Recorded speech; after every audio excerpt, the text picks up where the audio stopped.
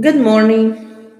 There was a technical problem and I had to send another link, but I hope you're going to be able to listen to what we have to say here.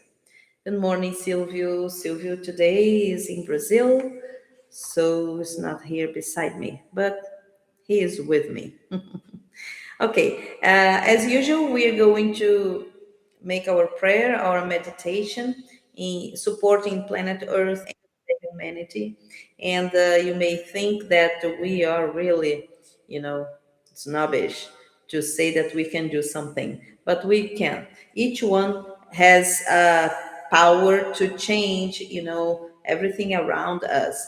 And if everyone does a little bit, we can really improve a lot the atmosphere and everything around the planet, about ourselves and our brothers and sisters. So yes, we can do something to make this transition of the earth uh, smoother and with less commotion. So, as usual, we are going to read an excerpt of a book, and today we chose The Great Synthesis. It's a book from Pietro Ubaldi. Pietro Ubaldi was an Italian man who ended his life in Brazil. He wrote 24 books, and each book has really a lot to learn. So he talks about everything, about God, about man, humanity, our problems, the problems that we face, and it's very interesting. Okay, very much interesting. And the Great Synthesis is considered uh, the gospel of the science because he speaks in a language that the scientists could can understand and why not believe, right? So here is a small excerpt, and it was from the chapter 59 of the Great Synthesis, and it is like that. In such a complex universe, within an organism of forces governed by a law so wise that it has never ultimately failed, how can you believe that your destiny has been abandoned to chance and that the temporary imbalance from which you suffer, seeming to you like an injustice, is not the condition for a higher and more perfect equilibrium? God is everything and not merely good. He can have neither rivals nor enemies. He is good, that being greater encompasses all evil and compels it to fulfill his purposes. How can you believe when you do not even know the forces at work within him yourself that you have been abandoned to chance?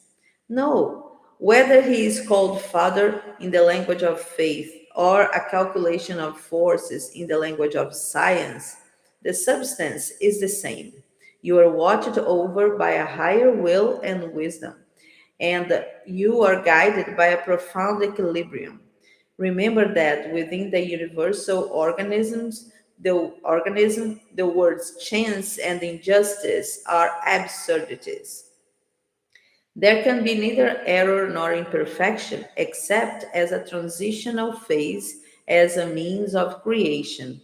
The law of life is joy and goodness, even though, in order for them to be fully realized, it may be necessary to pass through pain and evil.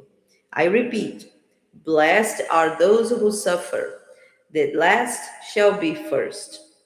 God sees the spirits, measures the true weight of their faults, adjusts their trials to their strength, and at the exact moment says, enough, rest.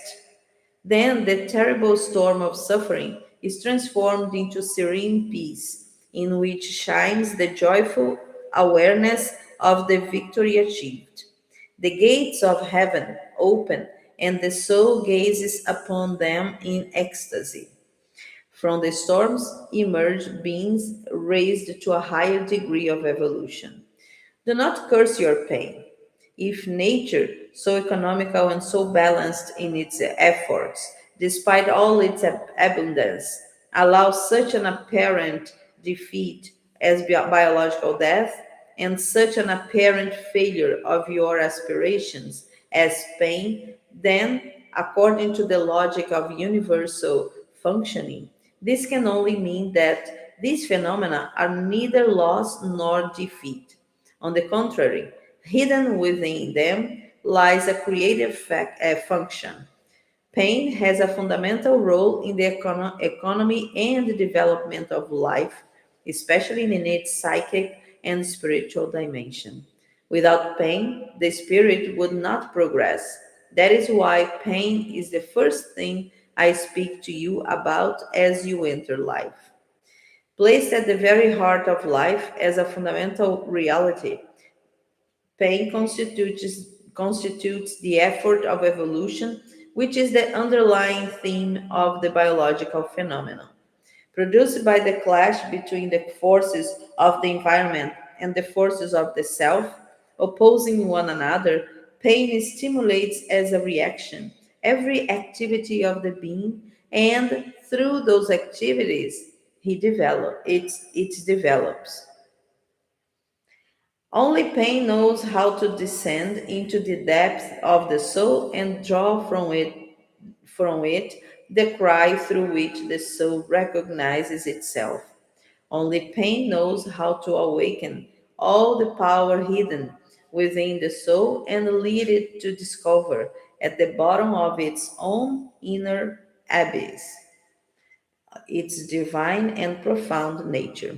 Okay, so it's kind of a long excerpt, but it's pretty nice. If you can get the book, this book may have translated into English, and it's really a good thing to read it. So what he's saying is that the pain, and when we talk about pain here, we are talking about all the difficulties we have in life. It's not just a disease that we have or a pain like when we heat or we have certain kinds of infection or things like that. It's not just that. It's any kind of pain, any kind of lesson that we have to take for life. So it could be on the range of the financial, could be emotional, could be professional, could be religious, could be in any pillar of our society. So what happens is whenever we have the pain or let's say difficulties in life, it means that we must absorb what we can to learn from that lesson. Because as the text said, God is all perfect and almighty and all goodness. So, how could God do something wrong to us? That doesn't make any sense. And it's important that we use our discernment when we are talking about, the about God and its creation. So, what they say also is that this kind of suffering, and we can understand suffering as an optional thing. Because when we have the pain, it doesn't mean that we are going to suffer. The people who already understand God's law knows that the cause and effect law is a fact, and if we made something wrong in the past, we know that we have to really go through it in another situation until we learn exactly what we have to learn. So the other point is that once we go through those different experiences, what happens is that our body gets stronger, not our body, our spirit gets stronger. So it's stronger in the sense that we have a better connection, because when we are in pain, right, what we do, oh God, please help me. That's what we do. And on that moment, we are making the connection with the spirituality, the higher spirituality.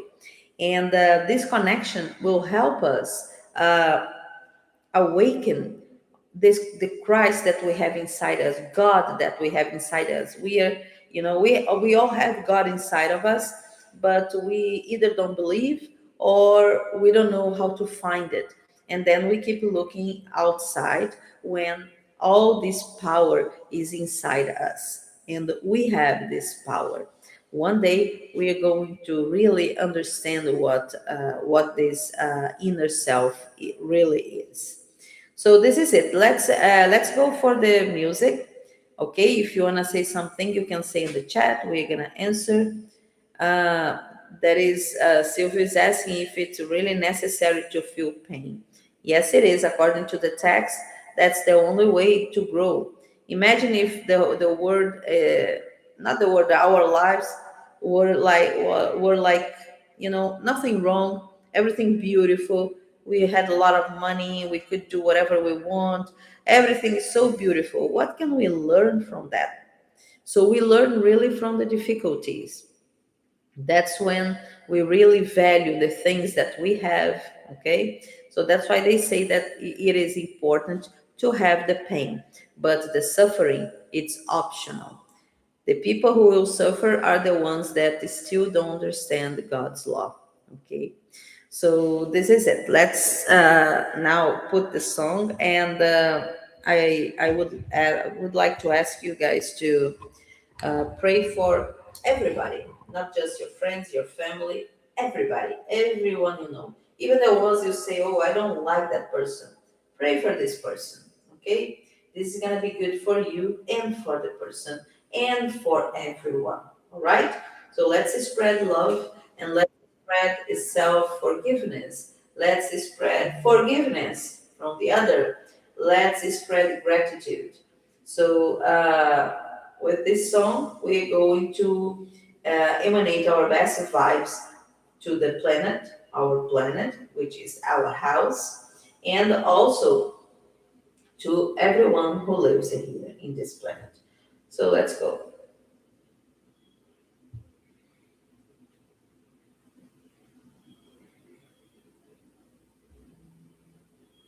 Okay.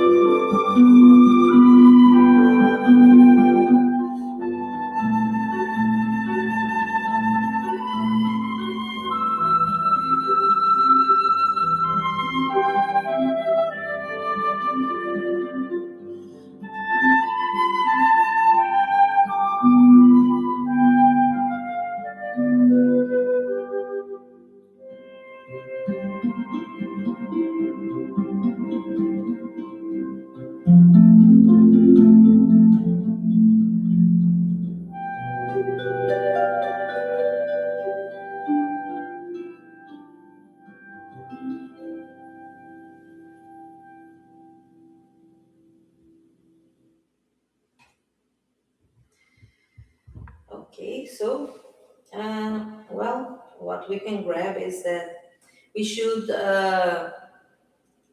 make our faith stronger than ever, because with the strong faith, it means we understand everything that is going around us. The God's law, the perfect laws that He created, and also when we get to know about the laws, our lives become easier and with less pain. So this is the goal. Now the pain will, awaken our inner self, and after that, we're gonna go for the glory of God, right? That's why they say here in one little sentence saying, "Blessed are those who suffer, because they already understood what is going on." And once we are aware, right, of how much we have still to grow, then we see that our maturity will help us, evolve in a faster way. So let's just, try to understand everything that is happening with us, and don't complain. Don't keep saying, why me? Why God did that to me? God didn't do anything to you. God did the whole universe for all of us, and God made the laws. But we should, follow the laws. Once we, step a little bit outside, what happened? We have to readjust. Okay, so this is it. Let's try to understand this excerpt, and maybe get the book. I encourage you guys to get the book. It's really interesting. There are many, many, many interesting chapters. There are 100 chapters in this book, and very good talk. If you are from the science, you will love it. If you are from any religion, you will love also. So the word is really, encouraging, very encouraging. So this is it. I hope you have a good Sunday ahead and a great week. And please don't just pray on Sundays. Uh, let's do it every day of the week. 5 minutes is not going to hurt anybody, and it's going to help a lot. Okay? So Sylvie's here remembering to, if you like the video, give your like. If you don't like, it's okay. But also try to subscribe and share with your friends. Let's try to make more people aware of our responsibility with the planet and with ourselves. Thank you for watching. Thank you, Silvio. Thank you for all. May God be with all of us.